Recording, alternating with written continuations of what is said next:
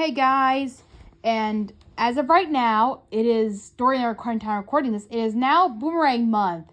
It's our first week of Boomerang Month, and I'm so happy to say that you guys have definitely voted a lot. Well, not really as I hoped, but you have definitely voted for Banana Splits and the Pink Panther. So I have put together those two shows in this particular month. Now, if you guys want to vote for more, I just put a new poll on there telling the next few shows. Do you guys want to vote on there? You can do so right away, and we'll check back into there and see what next shows we're gonna do next. As in any case, we are gonna do since this Boomerang Month, we'll be talking about different histories of different shows. And upon some of you guys voting, I think I've gone to the history of the Banana Splits. Banana Splits was a show about a band known as the Banana Splits. The band consists of Fleagle the dog, Drooper the lion, Bingo the gorilla, and Snork the elephant, as they write songs and do certain gags. During the show, these were segments. The segments consist of the Three Musketeers, which is one of my all-time favorite segments, by the way. It is about these musketeers that go around saving people from danger and such things like that. But for some reason, there are 4 musketeers and not 3, like you would think of the title. So that's weird. It's like a 4-town thing. Like, why are they called 3 musketeers if there's 4 of them? I do not know. Maybe they add an additional one later on. Who knows? The Arabian Nights, which you think we based off of the Aladdin segments, but no, actually they're superheroes, sort of. All of these knights consist of different powers. One can turn himself into a donkey, which is kind of weird, I guess. Good on you for making that power useful, I guess. And then they also have a magic carpet, and they do certain things. So basically they're like superheroes, but in like Aladdin Arabian Nights style.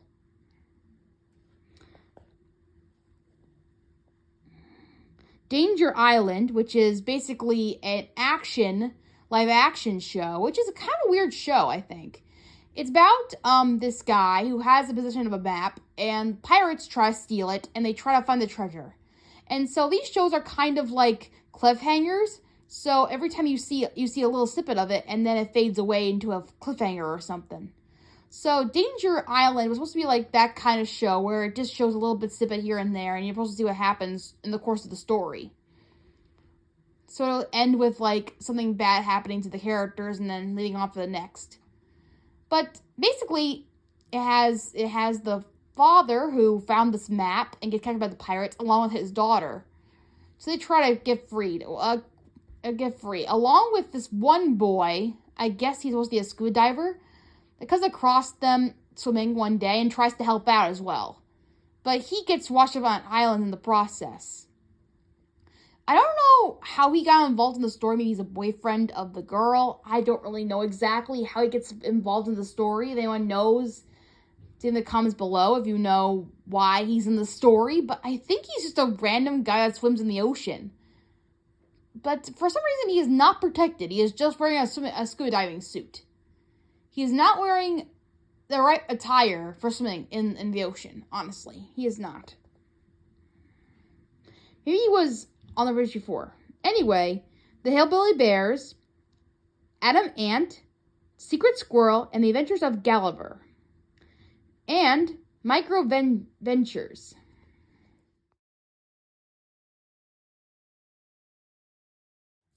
Micro Ventures, in case you don't know, is a story about these teenage kids who get struck by a scientist in a car who basically go on adventures through shrunken territory.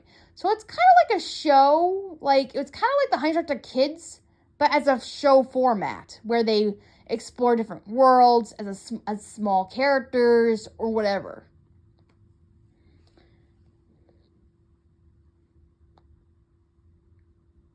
The songs of Banana Splits consists of as follows. They also did The Winsome Witch as a segment as well. 1. The theme song, the Tra-La theme song. 2. Wait Till Tomorrow. 3. Doing the Banana Split. 4. I'm Gonna Find a Cave. 5. I Enjoy Being a Boy. 6. You're the Loving End. 7. Don't Go Away. Go, Go, Go, Girl. 8. Two-Ton Tessie. 9. Toy Piano Melody. 10. Doing the Banana. 11. That's the Pretty Part of You. 12. Roller Coaster. 13. My Friend Sammy. 14. That's a Good Day for a Parade. 15. Go Bananas. 16. You're the Banana Splits. 17. It's the Spot. 18. Pretty Painted Carousel. 19. Long Live Love. 20. Summertime. 21. The Beautiful Calltopia. 22. Let Me Remember You Smiling. 23. The Last Song. Wait, no, not the last song. 23. The Very First Kid on My Block. 24. In New Orleans. 25. Soul. 26. I Wanna Capture You. 27. You Satisfy. 28. Sharing Wishes, the last song. And I gotta admit, all these songs are bangers. I love them all. Especially You're the Loving End, which is a very catchy tune. I just love it so much. There's combining cartoons within that music video, and I just love how it combines the music titles of it. So take a listen to some of these songs when you get a chance.